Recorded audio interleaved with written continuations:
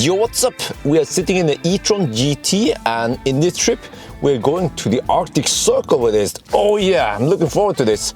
So we have charged the car to 100%. We have loaded the back with sleeping equipment.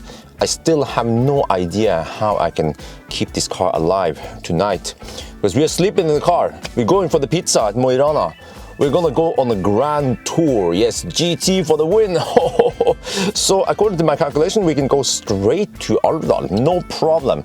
This car has a pretty big battery, 93 kilowatt hour, and it's actually fairly efficient despite the fat tires. So let's get going then.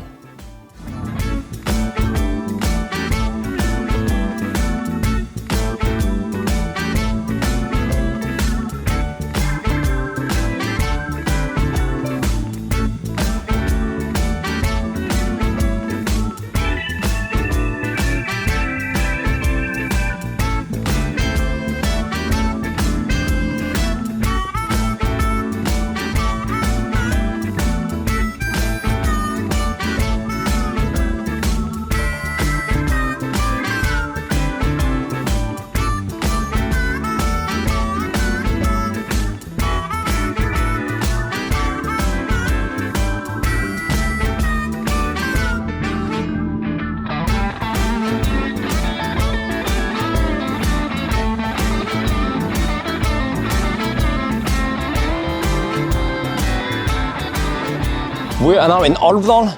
I arrived here with 27%. This is just amazing. And I already done the calculation. I need to spend only 35% from here to Klet. And I need to stop at Klet because Klet also has Ioniq. Remember that this car can take 250 kilowatt or more. Let's check it out. How many percent are we getting now? How many kilowatts? Whoa, we're getting only 150 kilowatts. Huh. A little bit slower than... Wait, why can't I press the detail here? But I calculated I need only 40. I mean, I have enough now. I have enough, so I better leave. See, we are charged here for 4 minutes only. No joke, 4 minutes, and we are good to go to Klet. I've been driving for over 3 hours, and which means that I have to eat inside the car. That's just how crazy this is. Man, okay. Anyway, I will shoot in Thai, and then off we go. This is what I call a proper pit stop. Okay, before I leave, let me show you something. If you go here, look from this angle. Man, I saw it when I was running towards the Ioniq charger. Look at this. Yeah, you like that shit? Oh yeah. Okay, off we go. So that was a pretty quick stop. We charged for 7 minutes only, but the stop was 11 minutes. The people in live stream, they timed it.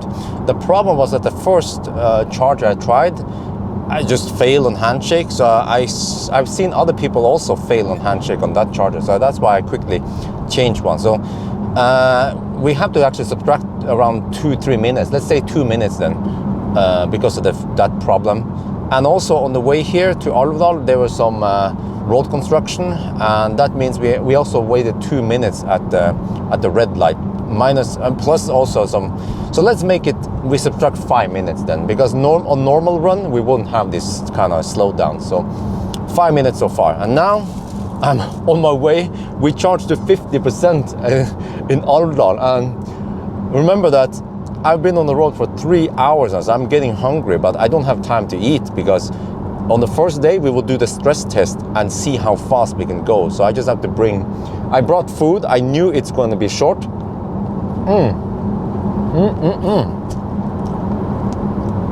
This is the reality for EV drivers, e-tron GT drivers. Yeah, you don't have time to eat. I barely had time to pee. I had to squeeze it out.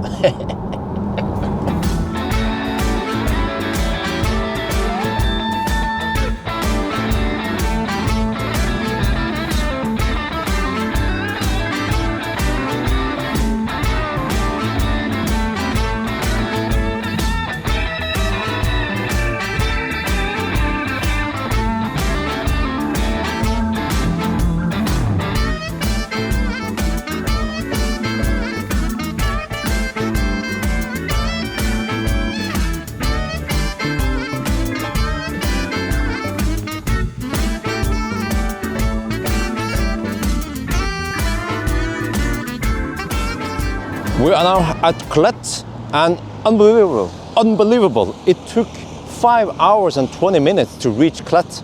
This is a new record. Well, until I try Tesla Model S, of course. But think about this, getting from Oslo to Klett in 5 hours and 20 minutes in an electric car. You wouldn't think that would happen, right? Well, anyway, so let's check it out. I think we're getting 250 kilowatt or something. Oh yeah, look at this. We're getting, let's see, can I see that? Yeah, we're getting 250 kilowatt. We switched on the, there. So it was slightly cold gating at Alvdal, but at least over here we have good speed. So, you know, I don't have too much time. We've been charging for 2 minutes and I have to leave in about 15 minutes. Yeah, but I had to stop here, not over at the Stjordal, because Stjordal has only 200 or 150 kilowatt fast chargers, and I need 250, obviously. So, right, I guess we'll go to the restroom. So, really stressful right now. I can show you inside, by the way. It looks something like this while we are charging. Let's see. We can see the charging speed. Oh, look at that. Oh, nice. Yeah. And it came here with 12%, so that was pretty good estimation by me. So, not much going on right now. We're just charging, having fun, enjoying the nice weather. What? Is it really 21 degrees Celsius here? That means I need an ice cream. Let me show you, by the way, what kind of stuff I bring with me. See, over here, we have some backpacks with the laptop. We have some food with us. I brought the ASA kit. This is a cooler box where I have my drinks and my bacon cheese. So it's in there. And that one is powered from 12 volt in the trunk. And maybe I should do, you know, I should do this. There's no soft close here. I should do this as standard, which is to show you how everything fits in the trunk. You see, the trunk is quite deep, but not so tall, but I can fit the IKEA mattress and the sleeping equipment. Here you have the window shade. All that stuff fits fine there. I still have some space here left over. And over here we have the tripod. And there you see the 12 outlet. So I could even fit more here. So let's see, close the trunk. And we are almost good to go now, because I need 75% roughly. The next charger is only 150 kilowatt, only 150 kilowatt. See, we're getting 150 kilowatt now. e-tron, go home. Wait a minute, this is e-tron. So we went from 12% to 72% in 15 minutes. Yeah.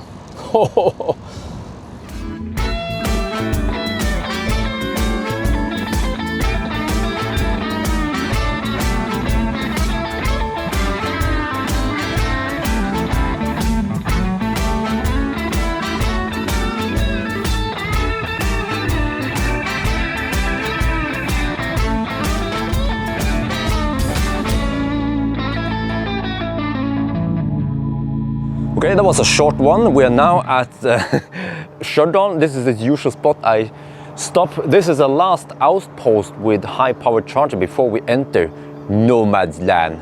Yeah. So I guess I need to eat, because if I don't eat now, it will be many hours before I eat next time. And I just ate a little bit on the trip. So yeah, man, I just have to admire the car again. Holy shit, man. This is the perfect GT, the perfect, you see, it says it's e-tron GT, which stands for Grand Theft. Yeah, no, but okay, over here though, let me show you now. The plan is, okay, see, I have to buckle up like this behind myself, because then the screen will stay on so that people can watch it. But a small mistake seems like is that at Klett, when I left it, I was still getting 120-ish kilowatt, 115 kilowatt. Over here, I'm only getting 105. I think what happened was that during the drive, it took about half an hour to drive here, the battery cooled down a little bit. And that's why it's not able to take the same power as before at Klett anymore. So what I should have done at Klett was to stay there maybe 5 minutes extra. Actually, I forgot the charger so fast. Maybe a couple of minutes extra. But no big deal. We're not losing too much time here. So, I mean, for a more optimal run, if I knew about this, yes, I would do things slightly differently. But okay, so you see here we have navigation. Next stop will be Majavatn. It's over here. I hope I can make it there. Most likely I can make it there. Here we see we have DC fast charger. You see, we have chargers here. It knows about. Well, except for that, it's not 30 kilowatt. Dude, where did you get that from? It's not. No. It's not 30 kilowatt. It's 50 kilowatt, brother. Okay. And why do we have two of these? Okay, what there is? Pick one of them. So Audi will claim that the car preheats the battery before fast charging, but I'm not sure about that. Yeah, because the e-tron 55 doesn't do it, even though Audi also claims that. And the same goes for other car manufacturers that claims that. Yeah, for the ID4, you guys remember that one? I even saw it in the canvas that nothing happened before you enter the fast charger. So all right. And now, well, you can't see it here, but once you start driving, you will see it in the instrument cluster, how many kilometers you have left to the fast chargers. I like that. So what I actually do most of the time when I'm driving is that I go here to car. Yeah, that lag in the infotainment, it's crazy. Let me show you here. You see how laggy it is? If you want to go to media. Okay, that one's fairly fast. Okay. Yeah, stop complaining. I go here, and I go here, and here I see how many percent I have. Well, okay, anyway, I will not eat burger here because 2 times I had burger at the Circle K Stjordal, and 2 times I had Type 3C discharge. So I will eat some Polar bread. Okay, I don't know what the heck is going on, but the car is charging faster than I thought. So I barely have time to eat. We've been here 17 minutes. We should be leaving soon. Okay, I don't know what the heck happened. After almost 21 minutes, it just stopped charging at 94%. It says ladder failed. Yeah, but anyway, we're good to go. We were at 37 kilowatt when this happened.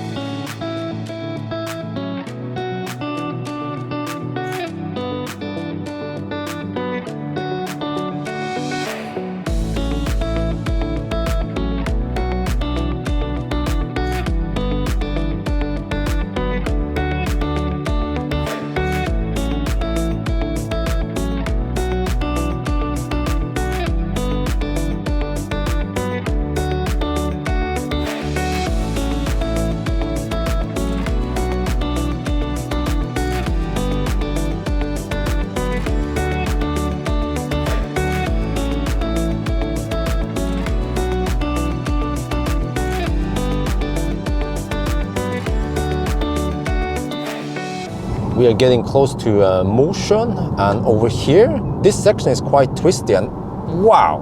I mean, I've been driving through some twisty parts earlier today, and you know, usually when I drive this route with ID4 or EQA, they are crossovers, I tend to feel like, oh, I don't want to drive too fast around the corners. But with this car, on the other hand, man, it eats up twisty corners like crazy. I feel like I want to go faster. Like, come on, hammer it. We see now. We have some twisty curves coming out here. Okay, let's see. There's almost no body roll. Look at this. Oh, you hear look. It's just it's the bottle in the Asa clip moving around. But man, this thing just goes around corners so nicely. Oh, it's 60 zone here. I shouldn't be going too fast. But man, okay, it's not as tight as a Taycan. We're not going around a racetrack, but just driving around public roads. It's how to put this? It's a nice pleasure driving with the e-tron GT around here. Okay, now you guys don't see shit, but wow. But you see, it's not uncomfortable. Earlier today, I drove over some speed in some construction zones, and while we're coming to the construction zone here, and the air suspension is just almost floats over the bumps. We can see now. You see, it's quite bumpy over here. Let's see. You see here? Okay, you can take it easy, but yeah, you see, oh. If I did this with the Model 3, my spine will be broken by now. But the Model S though, which is a more fairer comparison, will also go over the bumps there quite nicely. Yeah.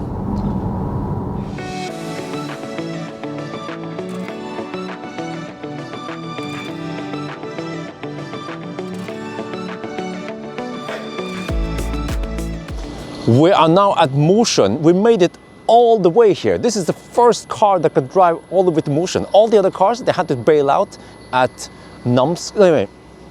at Majavatn. So wow, the most impressive part was that I kept driving all the way here without peeing. But this is the first 50 kilowatt fast charger session we have. And I worked out that we only need to charge it for 15 minutes. We are only little over 80 kilometers away from Rana. That's the end point. And it seems like the e-tron GT might be able to do it within around 12 hours, and that might be half an hour faster than Tesla. But we'll see by the end of the trip. We're not done yet. But man, you can see now at night, I buckle up again, so you can see. I think this car comes with tinted, yeah, this seems to be tinted window from the factory. Hey, what the heck is this? Oh, it's a, wait, huh? Is it not level? No, this is level. This is German precision. You see here? See here? You see? Everything is lined up properly, like it's supposed to be. There is no panel gaps here. And I can show you the backlights. Oh, the car is a bit dirty. Maybe I should clean it. Yeah, maybe I should rinse it. It's not that dirty, really. But we are now on Fortum charger here. Well, actually, no, they rename it. It's recharge. So we've been charging for 10 minutes. And let me see, okay. So this is the Achilles heel of the e-tron GT, which is that right now we are getting only 43 kilowatt for some reason. It peaked at 45 earlier, but right now only 43. You see, other cars will be getting 50, or at least 45, 46. Yeah, the best case is ID4, for example, ID3 with a small battery, they will be getting 50 kilowatt.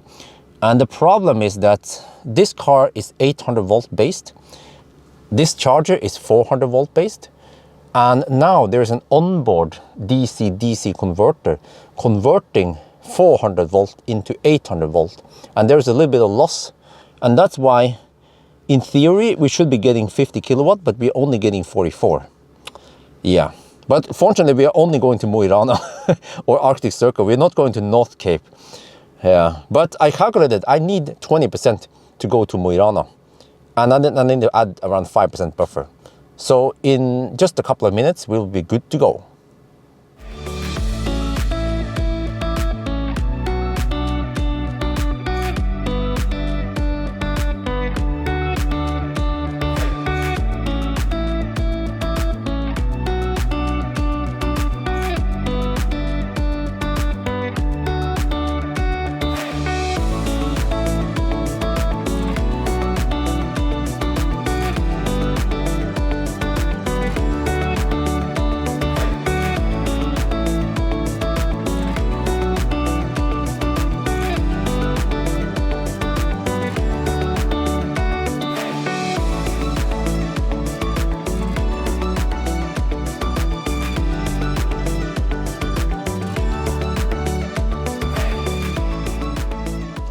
We are in Mo i Rana and we came here at 11.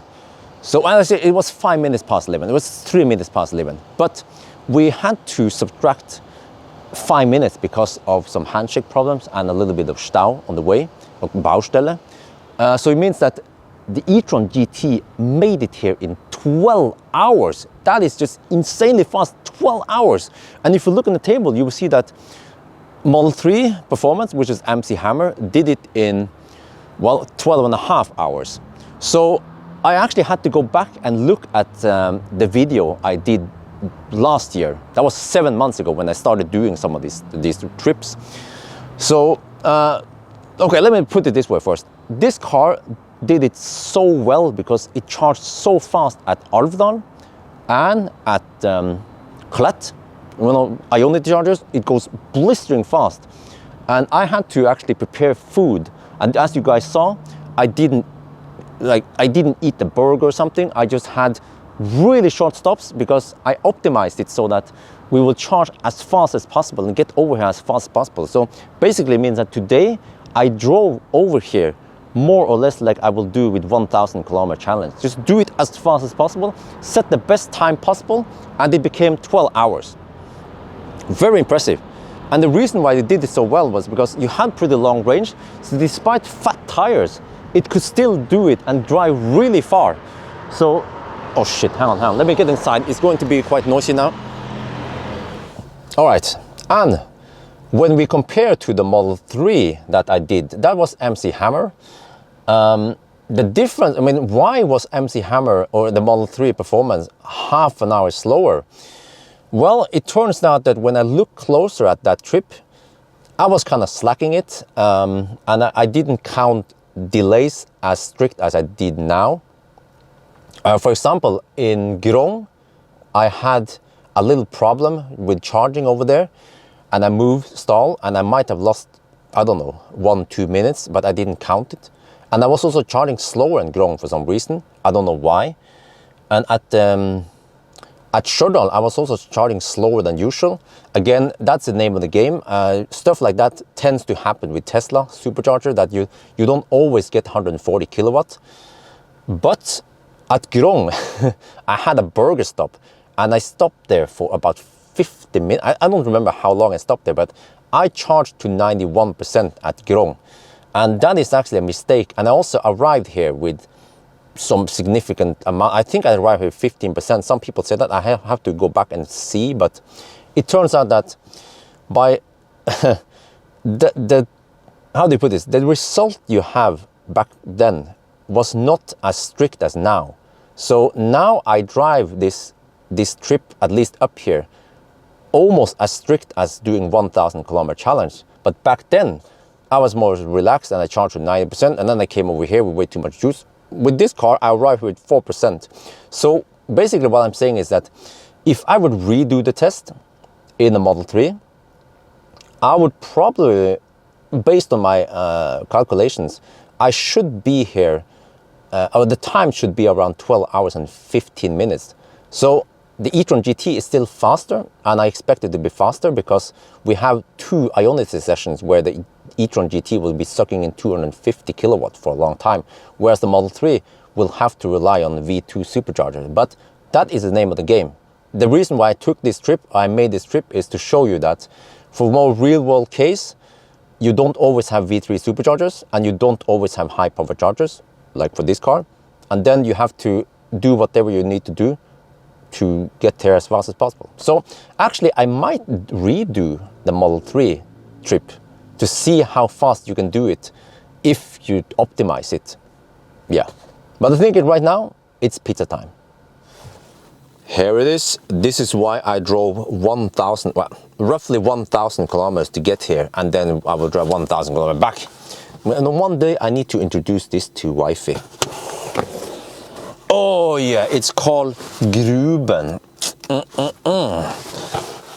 So I guess you guys watch this video to see me munch in some pizza. They actually finished making this pizza quite fast. They do it within about 5 minutes only, or something. It has onions, onions, tomatoes, meat balls, some cheese. Not too much, but just tastes great. Man, it is 1 a.m. now. You won't believe it. It's 1 a.m. and there you go. They have the sexy ass again, or the e-tron GT. But this is it, guys. Wait. Let me just double check that the time is correct here. Yeah, it is 1 a.m. and it is this bright outside. Wow. So anyway, now we have charged at 99%. We have been charging it for 2 hours. I normally don't charge that long, but I wanted to see the losses. You see, the car reports 88 something kilowatt hour, and let's assume that the heater pull 1 kilowatt, which is a little bit high, but worst case, heater pull 1 kilowatt, which means that you have to subtract 2 kilowatt hour from this one. So it becomes 86 kilowatt hour. And then we came here with 4%. And then if you do the math, it turns out that based on this measurement, we have around 6% charging loss. I mean, it was 6% conversion loss from 400 volt to 800 volt. But there's something else I noticed is that over at Mosjøen and also over here when you plug it in, we didn't get 50 kilowatt flat from the beginning. We were getting 42, 43, 44, and then it slowly went up to 50 kilowatt. And that indicates that the charger here was delivering 125 amp. You can see it here. You see here? The charger is limited to 125 amp. And that means that this car, in the beginning, if the state of charge is low, it will actually ask for around 360 volt and 125 amp. And it will only get 42, 43 kilowatt. And then as the battery fills up, it will then ask for more volt from this one. So I was actually thinking that since we already have a converter in here, why didn't it ask for 400 volt, 50 kilowatt flat from the bottom? And then the car will take care of converting it into whatever. So I actually don't know why it does it like this.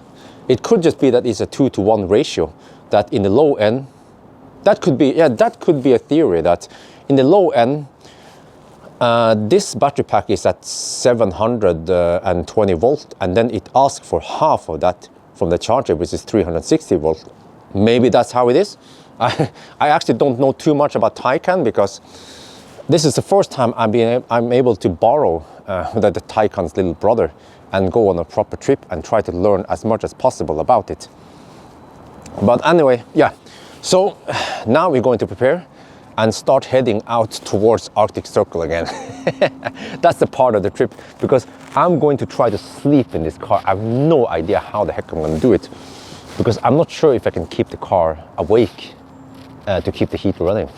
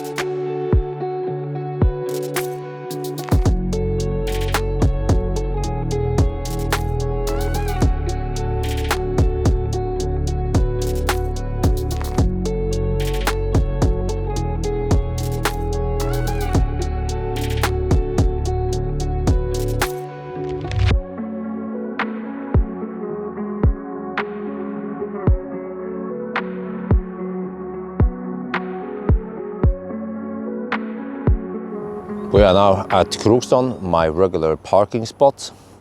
So I came here actually half an hour ago. Well, I stay way too late. Yeah, so I came here, I plugged it in, and we are now at 99% again. I had some interesting discussion with the live stream people. Actually, we were talking a little bit about Porsche, and I explained to them why I haven't gotten a press car from Porsche yet. And it's not because I'm mispronouncing Porsche. I know it's called Porsche, but I'm just trolling with you guys. But anyway, so we have charged a car. We're still charging here. I can't get over how sexy this car is. And I've seen people when they see the car during the road trip, they especially men, they just turn their heads and they're like, whoa! And also not only that, but I see kids also. Kids, they notice this car. They be like, damn, that's a sexy car. I know, it's damn sexy, and it's also pretty fast. I mean, fast charging, yeah. But okay, let's unplug, and I guess I'm gonna move over there somewhere. Okay, I found a camping spot. I mean, we are camping now right over here, right by the toilet. And I'm gonna show you how we can run camper mode. Okay, auxiliary heater, we wanna switch that off. So this is going to be interesting. Let me show you now. First, what you have to do is put the car in drive, or actually in neutral. And now we are on fairly flat ground, so the car is not rolling. But just as an extra safety feature, we will go to the menu here. Settings. No, wait. Oh, laggy infotainment for the win. Settings, and then let me see, where is it again? No, it wasn't there, it wasn't my bad. You got to go to car, wait for it, settings and service, parking brake, and then apply electromechanical parking brake. If I you will see here on the screen when I apply it. There. So now the parking brake is on.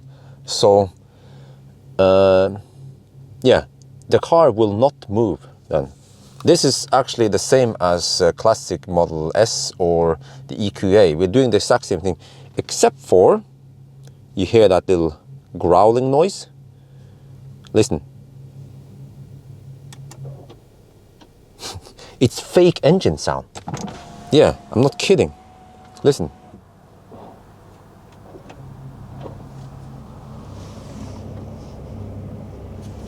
It's some kind of fake engine sound.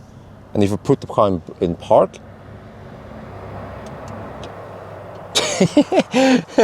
but that's the only way. I mean, you can say, well, you don't need the park brake. Well, there has something. You have to have the car neutral. Yeah, because then you're telling the car that you will be driving or doing something, and then it will not shut off. I tried to buckle up, and I was sitting here, buckle up with the car in park, but after half an hour, the screen went blank and the heater shut off. So the neutral trick here must be the only way to keep the heater running. And then we had to apply the park brake again. You heard a, and now we're good. And then you want to lock the door, I guess, like this.